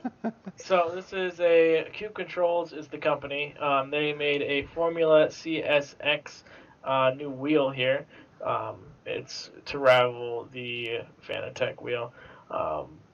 It's a big milestone for them, and it's in pre-order currently. But it's got all the fancy lights, fancy screen in the middle. It's got plenty of labels so that you can read those, Tony, with color coding. Thanks, man. I need the color codes. Got him. But yeah, it looks like a pretty sweet beast. It's in Yeah. pre-order, too. It's a sweet 1,500 euros. That Yikes. is lot of money. crazy for a freaking wheel. I know it's got everything you need, and probably there's a coffee maker attached to the back. But wow, that's Just shifter that's paddles. crazy. There's no coffee maker. Well, What about the Shifter display that's built in? I mean, that looks so nice. Do you think that the way that this is designed justifies that price tag? Because obviously the Fanatec is the closest competitor to it that looks like it. I mean, it has a lot more buttons. It has the display. That Without price seeing tag the is, internals, I can't say that. and the thing is you're basically just buying the rim there. So, is that's a USB rim, I'm guessing, right? That is on its own. Said PCD adapters. Fit standard 3-hole 50.8 millimeter PCD adapters. Hmm. It's high end, man. You can tell by looking. It Now looks like this display, solid. this display, I think this is probably one of the biggest ones that we've seen. It's a 4.3 inch screen. There is a LCD lot of screen. there is a lot of tech in this thing. So I guess that would justify the cost. My question is some of these companies that are making, like, so this one is, it looks like it's almost being specifically made for like this, a lot of the adjustment, if you look at how these things are all labeled, a lot of these look like, all the things you're going to need for iRacing to use for it, right? Like there's Oh, it just seems like it's set almost perfectly for, I don't know what all the other sims have for some of this, but iRacing has all these things that it's got on there. They got a nice GT wheel as well. Wow. It's 889 euros. With suede. And it's got tons of buttons and paddles and everything. They're really nice designed wheels. Very, very nice website. cubecontrols.com. If you guys are interested in high-end wheels, check them out. All right, I'm going to get this one. VRS Direct Force Pro. All right, we talked about this before, that virtual racing school, VRS, is going to get in the hardware business. And so they made an announcement. They're going to release a direct drive wheel controller box optimized for the popular 20 nanometer small Miege motor. Our goal is to deliver a top quality controller that enables the small Miege wheel bases to be built for under US 1000. And so it's just a box that has electronics in it that you would hook a small Miege motor to for a kind of a do-it-yourself direct drive wheel, I guess. So no word on pricing, but it does indicate that you could get the whole package for under $1,000. Yeah, it was interesting. There's a couple forum posts just talking about it and seeing whether this is going to be a legitimate thing or not. And some people say no, some people say yes. So I'm very curious to see what it ends up being. Yeah, and they've had their people using it for months now, they say. So it's been in use, and they're saying it's a proven product, but yeah, we don't have any pricing yet. They're currently building more pre-production samples to put in the hands of more of the VRS coaches as well as external testers. So more to come, I guess. I don't know. If I'm going to buy a direct drive wheel, I'm not a do-it-yourself kind of guy. I don't think I would do this. I really don't know anything about this, like as far as the technology behind it. So I just need to know more about it before we get into it. And trust me, there are forum posts in the hardware section of the forums where people do this. They build stuff from scratch. Bino is one of those guys that can build these kind of things up from the ground up. And this just makes it easier because all the electronic part of it, the software part of it, is what VRS has built here. So, guess to make it a little bit easier. All right, Mason, let's talk about sim racing. Oh, I can't see it. Machines, UK company. Yeah, simracingmachines.com is your website there. They have custom steering wheels for the ultimate driving experience, made from solid sheet carbon fiber, handmade just for you. So what they've got on this website are some a lot of custom things that you can use to convert your own wheels. So they got a lot of the Fanatec conversion kits, so you can send them your wheel, and they will convert it for you and send it back and clean it and all the things that need done to it. They have a conversion kit possibly being made for the Fanatec F1 2018 wheel, but they're not sure yet because they haven't actually gotten one, like many other people. But they have. I'm on a roll tonight. They have custom wheels already built for sale, like a Porsche 918 RSR rim converted for USB, Fanatec Clarion GT3 wheel converted to USB. So they also do have gear shifters, all the cables you need, quick releases, just a whole bunch of the toys and accessories that you could need for your wheels to make it work on your setup. Yeah, it looks like they're based out of Europe. Their pricing is in euros or pounds. And they have lots of different parts, adapters and wheel parts kind of thing. All right, I actually missed a story. That's why I'm confused. Greg, Pro Sim Evo pedals. So, just bring up the link here. Pro Sim Evo pedals. It's a set of. Is it just a brake and a gas? I'm just looking through. Yep. Yeah, it's just a throttle and a brake. So it's 1,850. Is that euros or? Euros. Yeah, pounds. Actually, it might be pounds. 1,850. Sorry, 1,850. From www.prosim or pro-sim.co.uk. So it's basically a hydraulic brake with it even has a master cylinder and everything. It's very, from looking at the pictures on the website, it's very tough metal construction. It's good. It looks like it doesn't come in its own. Is it mounted to something, or you got to mount them? I'm just trying to figure out. It looks like figure out how to mount them. Yeah. So, looking on this other, looking here, it's a hydraulic brake and throttle pedal, master cylinder, power brakes. What was it? Beano. Was very impressed by them. Brakes are able to adjust very accurately to the exact curve. Throttle spring helps you feel exactly where the pedals is, so you can you don't accidentally hover over the pedal. Pedals can be spaced apart as needed. So also in here they had Gary Tall had posted nice pictures on his rig here of how he's got them mounted, and they look like a very nice set of pedals. Like I've never had any experience with a hydraulic pedal. Mike, yours are hydraulic, right? Yeah. So I don't know what the difference. I haven't felt the difference yet of the hydraulic pedals, but they look like they would be really nice pedals to race with.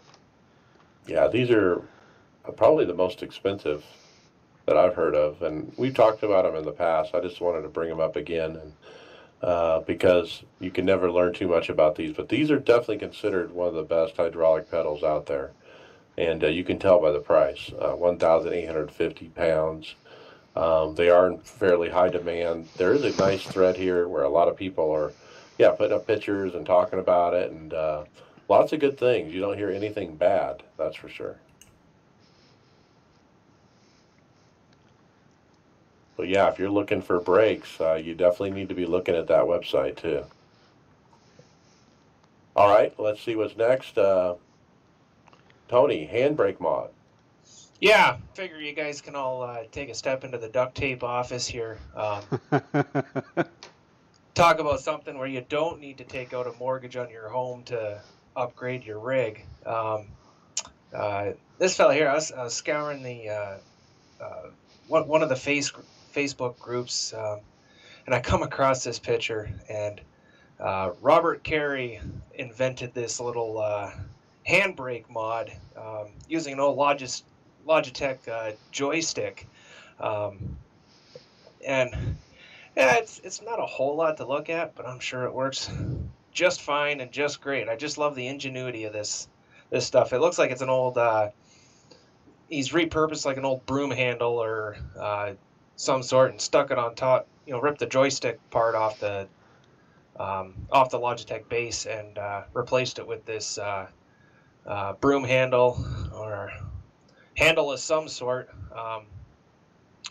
And that's what he uses for his handbrake. He also said that he can use it as a sequential shifter too if he likes. I personally don't see why not. In the original post, he said he used to use just rubber bands to get it to come back to center, but has since upgraded them to springs. So we're on the right track here. It has the distance of that throw is like American Truck Simulator throw size. There's like a board on top of it to kind of hold it down. Oh, that's what that's doing. I wondered how stable it was. Kind of wedged in there. These rigs are getting better by the week. Well, yeah, like I said, I mean, you can take a mortgage out on your house, or you can just get a little creative. And I'm sure you got a bunch of broken crap laying around the house. I got a garage full of that stuff, and yeah, I love it. I love it. This stuff is awesome. Better watch out when he sits down. He's got a bolt sitting on that chair. I thought it looked like a pipe. I mentioned before we started recording, Mason, you'd pointed out the seat cover he's got there. But I'm a little disappointed that nobody has, we haven't seen a picture of, one of those wooden bead seat covers that all the cabbies use. Rollers. The massage ones. Yeah. Somebody's got to have one. Send us a picture, guys. There's got to be someone on the old Bastards Racing League that runs one of those. Yeah, you're probably not going to make it to the end of the next race there. That's okay. I don't know if you guys noticed. Does he have a little stuffed animal there as good luck on the desk? Is that a squirrel? That almost looks like that little Looney Tunes character. I don't know what the heck he's called, Chimichanga or something like that. Come on, you guys know what I'm talking about, right? Maybe. Literally no idea. All right, fine, whatever. Okay, next topic. Okay, here we go.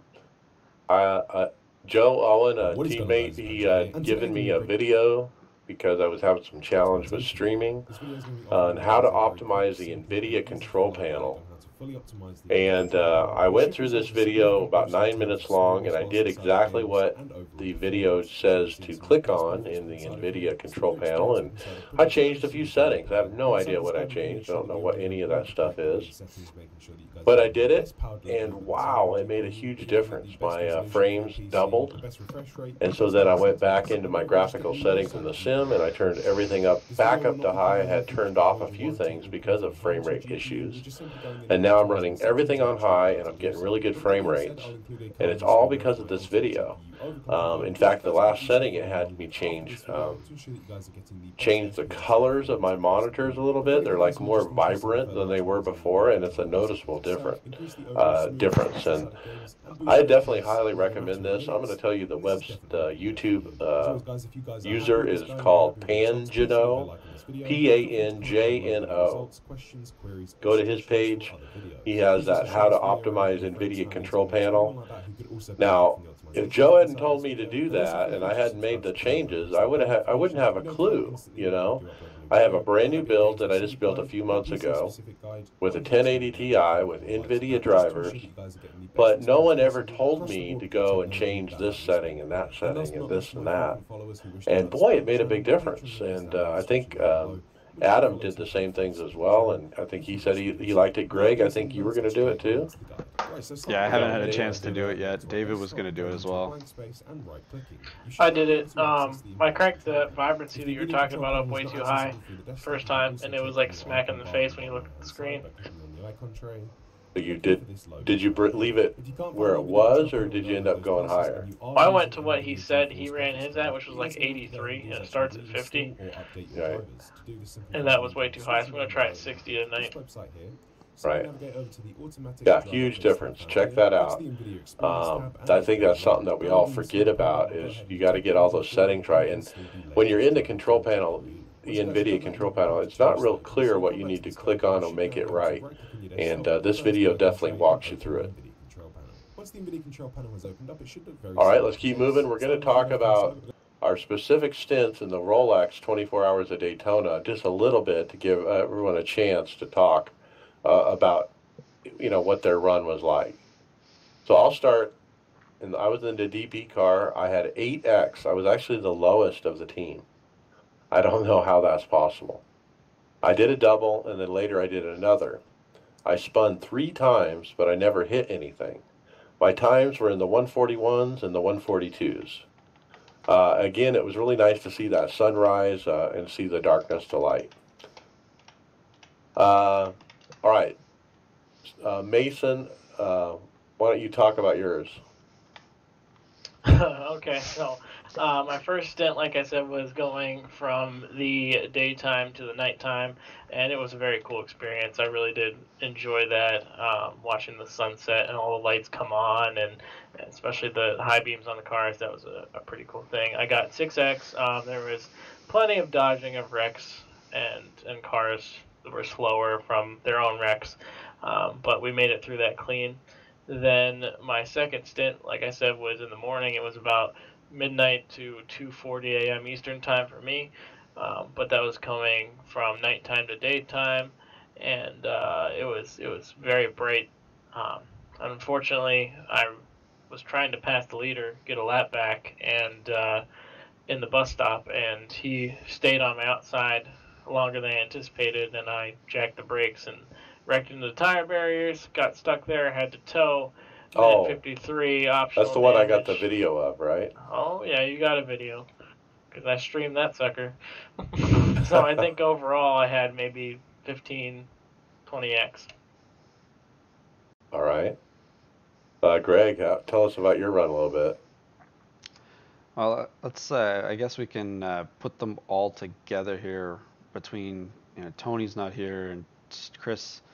I'll do Chris's first just because of the way that things went. So Chris's first stint was the time he had an issue with his network. So what happened is he started to having problems, and we had teammate David Flowers was in there in the chat listening, and Chris was having trouble, and David put an SOS over the messenger to get somebody in to come back to do it, and Brent went and rescued him. Well, Chris solved his network issue, so Brent did a stint, and then I guess Chris had wrote here 3-hour stint to make up for what he had problems earlier. He spun twice, once behind a slower car on the bus stop. Terrible recovery from the spin, couldn't find reverse. Second spin was overdriving. He ran his first 143 lap at Daytona during that stint, and then handed it off to David Hall. So then David and I were having, there's 2 different stints that David and I ran that we had different strategies on, but also Tony in the night had, Tony had, I think, late Saturday night and then really late into the Sunday morning, just before I came on, and so his first stint, him and hold on, he had come in early for a stint, as Chris had not had any issues. He was trying to make sure that Chris didn't have any issues, but when he came in, he finally got some consistent times, and Tony was able to make it through his first stint. He ran in the 145s most of his stint. And then his other stint, he started in the morning. I'm Said, shocked he didn't get disconnected. he said it was brought to you by Red Bull and Nutri-Grain bars. Now that's because it was the middle of the night for him, right? And Yeah, but so that's where he operates at that time of night. I think a lot of us didn't know when to go to bed. I think that was one of the things that we learned is some of us needed to go to sleep, right, Mason? Yes. And didn't. I'm used to nights, but not anymore. So the big parts that we got from this. So I started the race, and we were talking about before. We had the blinking field problem, and You know, we came out of the pits 40th when we started that race, and I drove the first 3 hours of the race, and I think we'd moved up to about, I think it was about ninth is when I'd moved up to, and then I think Mason, you took over and you brought it back into like the top 5 on your first stint there. So I Yes, think the sir. furthest we got up to was top 4. I think was maybe fourth or Fourth. 5th. Okay, so that's the furthest we got up to, and then you know as the night went on, David took over, and David's first stint was a triple stint, and that's where we probably enjoyed our night the most was David's first stint. Um, he uh, he was having some problems He had with some some. run-ins, right? He had some run-ins with some guys that had damage, were laps down, and kept, you know, they were faster in some corners, and then down the straightaways, we had a lot of speed, and you know, and I think David described the one time he was having with this dive bomber. The guy tried to pass him and spun out on the front of David's bumper, but you know, I think David was more concerned of the driver and should have just been running his race.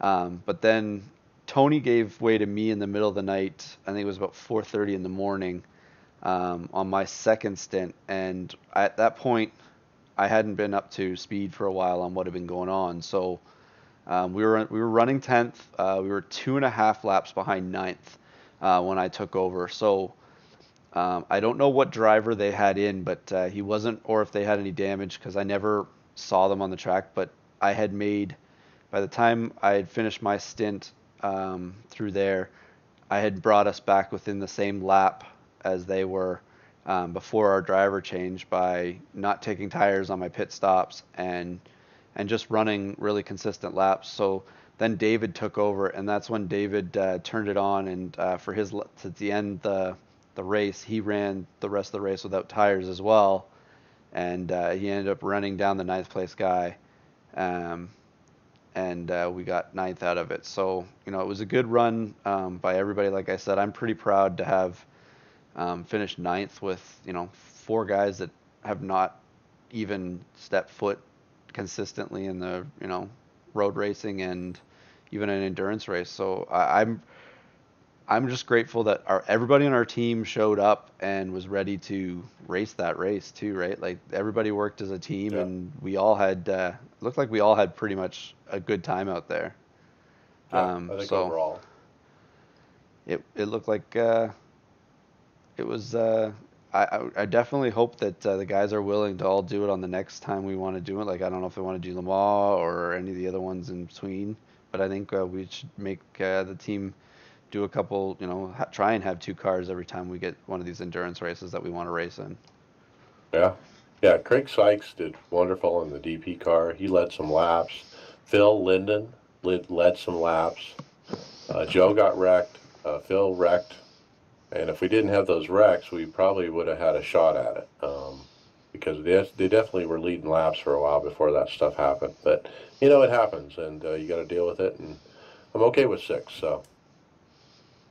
And you never want to be the one that wrecks the car, that's for sure. And I wasn't, so I was very happy. And I had the least incidents. And, yeah, mine was very uneventful, and that's the way I wanted it, so. All right, let's finish. Let's go into final thoughts. Greg Hectus. I just looking forward to this next 2 weeks of the OBRL just to finish up the season before the 3 races for the championship. We got 2 short tracks, Smyrna and I think it's Iowa is the last race before the end of the championship. So I just want to make it clean through those 2 and get on to the race, the final 3 races. The other thing I'm looking forward to, and I'm hoping in a couple weeks once they arrive, I've got these new racing shoes that my wife ordered me. I shared it in our messenger, and I'm hoping we can cover them on the podcast here in a couple weeks. My review on them, I guess, and go from there with them, because this company's idea of how to make a racing shoe. And for sim racing, and they actually make go-kart racing shoes as well, but you can personalize them, and this is what I really liked, especially for you know, what I like to do with Twitch and stuff like that, I can actually now have my footwear will actually have my logo or my racing name on it. So if you guys Oh, want and to you have your watch, foot cam on your yep, webcam. that's what really drew me to these shoes as well. So you'll be able to see that should be able to see that from the way that I've got the shoes designed for it. So you guys can follow me on Twitch. So twitch.tv/frozen cactus, frozen with two O's, cactus with two K's, and yeah, I'll be streaming anytime I'm on. So Yeah, I thanks, can't guys. race with shoes. I'm in socks 100% of the time. If I have shoes on, I feel out of whack. It's weird. All right, Mason Stiver, final thought. Yeah, we kind of had to breeze through things here, but I just wanted to point out Brent McCord has been running in the Major Series. They did a Rolex 2.4 at Daytona in the IMSA Ferrari and all the IMSA cars. I believe it was the Monday after the 24 hours, and he won his class of the Ferrari. So Nice. congrats to him. He was also in the Podium Esports, and I was watching that race in the street stock at Lanier, and that was quite the show of bumpers to bumpers. I will let it go that way. But yeah, I'm excited. It was fun to run 24 hours. Not something I would do on a daily basis, that's for sure. But working on the cup setups, and hopefully have something for NIS this year. All right, very good. Tony Groves, final thought. Yeah, I was while everybody was going through their final thoughts, I was thinking, man, we were like less than a month away from the Daytona 500. Yay. Yeah, and over this off season, I don't think I've been in the A car. I've not done one official race in the A car. Neither have I. It's been a nice break, but I'm starting to get a little itchy here. I'm actually Perfect. I'm really looking forward to the start of the NIS season. So I guess I'm gonna have to get my butt in gear and start doing some practicing. Not so much for the Daytona. I mean, that's just roll the dice most of the time, but for the mile and a halves and all that other stuff. So yeah, I'm kind of sitting here just getting a little excited for that 500 to come. Yeah, and then Atlanta, and then Vegas, and so on. So, yeah, be Yeah. ready. Yeah, it's going to be a fun season. I'm excited about our group of guys we have on the team, and so looking forward to that. All right, Alex Green, thanks for coming on the podcast. You're welcome anytime. What's your final thoughts? Yes, sir. Just thank you guys so much for having me. I didn't realize it until he said it. Now I'm realizing the Daytona 500 weekend is also the same as the as our Mission 22 race. So I realized I'm bad at looking at a calendar. You and iRacing. Just thank you guys so much for having me on, and I hope I get to see you guys out for Charlotte. And we've raised about $280 so far of our $500 goal, and I'd love to hit that and just have a great time for a great cause. And thank you so much for you guys letting me on that platform. Oh, absolutely. Yeah, thanks for coming. All right, my final thoughts. Wow, I've been trying to figure out how to stream. I don't know. I'm not much of a streamer, but everyone is doing it, and so I'll do it too. But having a lot of challenges. My challenge is when I lose focus on the sim, the frame rate is perfect in OBS. It's locked at 60 or 30 or whatever I put it at. But the moment I give the sim focus, it drops to a lower number. Now, I tweaked a million different settings in OBS and tried all these different things, and I thought I got it better, and I thought it was working. I actually did an entire race where it was locked at 60, and I thought, oh man, it's fixed. Then I got in another race and got on the grid, and it dropped to 15 frames a second. And so it's still not fixed. And man, I got this monster computer I spent all this money on, and I should be able to stream, and it's just frustrating because there's something I'm doing wrong, and I can't figure it out. So if you listeners have an idea based on that, let me know. Send me a message. I'm happy to hear it because right now it's been fun trying to figure that out. I'm also looking forward to Daytona. I'm starting to think about sets. Mason and I were talking a little bit about that and what are we going to do and that kind of thing. But yeah, I'm looking forward to the season. The team is hitting on all cylinders. And with that being said, we are recruiting at Team Tifosi. We're looking for not only a social media manager and a league manager, but just drivers in general. So if you're not any one of those things and you're just a driver that wants to run with us, hit up Greg, hit up myself, either one, and we will talk to you and see if you're a good fit. And with that, we'll see you later. User in your channel All stopped right, clear. recording. Title ideas. All right, everybody that was watching, have a good night. We'll see you next week.